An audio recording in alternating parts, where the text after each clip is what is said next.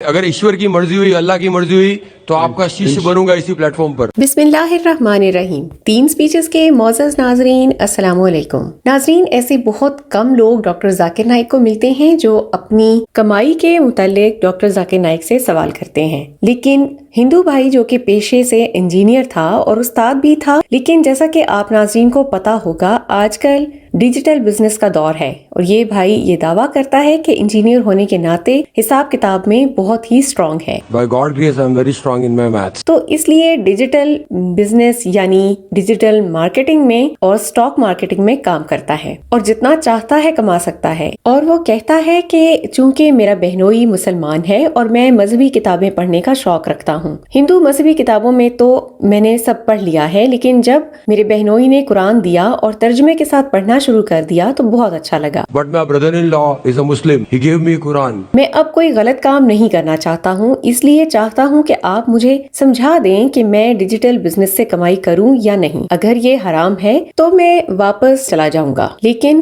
غلط کمائی سے دور رہوں گا۔ ناظرین، ایسے بہت کم لوگ ہوتے ہیں جو اپنی کمائی کے متعلق فکر مند ہوتے ہیں، ورنہ تو آج کل حالات ایسے ہیں کہ یہ پتہ ہی نہیں ہوتا کہ وہ حلال کھا رہا ہے یا حرام۔ حرام کمائی والے بے فکری سے جی رہے ہیں، لیکن جس طرح قرآن مجید زندگی گزارنے کا طریقہ دکھاتا ہے، اس طرح قرآن میں حلال اور حرام کی بھی تمیز سکھائی گئی ہے۔ ڈاکٹر ذاکر نائک نے پہلے تو اس کی بہت تعریف کی اور بعد میں یہ بھی کہا کہ میں بھی اسکول کے دنوں میں حساب میں بہت اچھا تھا۔ And even I happen to be strong in maths. بعد میں وہ شخص یہ کہتا ہے کہ اگر اللہ نے چاہا تو ایک دن آپ کے ساتھ یہاں کھڑا ہوں گا، یعنی آپ کا شاگرد بن کر کھڑا ہوں گا، تو آپ کا شیش بنوں گا اسی پلیٹ فارم پر۔ جس پر ڈاکٹر ذاکر نائک بہت خوش ہوئے اور انہیں بہت سراہا۔ ڈاکٹر ذاکر نائک نے کہا کہ اسٹاک مارکیٹ پر اگر سیلنگ کرتے ہو تو حرام نہیں ہے، لیکن اسلام میں سود حرام ہے، جس کو ثابت کرنے کے لیے ڈاکٹر ذاکر نائک نے قرآن سے کئی حوالے بھی دیے کہ قرآن میں اللہ تعالیٰ فرماتا ہے کہ سود چھوڑ دو،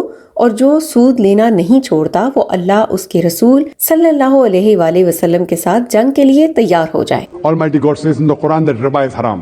لیکن جس شیئرنگ میں منافع بھی ہوگا اور گھاٹا بھی تو وہ اسلام میں حلال ہے۔ سود کے نقصان کی مثال دیتے ہوئے ڈاکٹر ذاکر نائک نے کہا کہ جس طرح بینکوں میں ہوتا ہے، اس سے امیر اور امیر اور غریب ہوتا جاتا ہے۔ Because the banking system makes a rich person more rich, poor person more poor. اگر ایسے شیئرز خریدنے میں نفع نقصان دونوں ہوں تو وہ حلال ہے اور اسلام میں اس چیز کی اجازت ہے، لیکن اس بات کا بھی خیال رکھنا چاہیے کہ جس کمپنی میں شیئر آپ خریدتے ہو وہ حرام نہ ہو، جیسا کہ شراب کی کوئی کمپنی نہ ہو یا پھر منشیات وغیرہ۔ ڈاکٹر ذاکر نائک نے کہا کہ حتیٰ کہ اسٹاک مارکیٹ میں بھی کام کرتا ہوں، لیکن وہ حلال ہے۔ And even I'm involved in stock market. لیکن بھائی نے کہا کہ میں اصل میں فیوچر کے بارے میں جاننا چاہتا ہوں کہ اگر آج میں ایک چیز خرید لوں اور مہینے یا سال بھر میں بیچنا چاہوں تو تب کیا ہوگا، یعنی کہ حرام ہوگا یا پھر حلال۔ It is futures and options.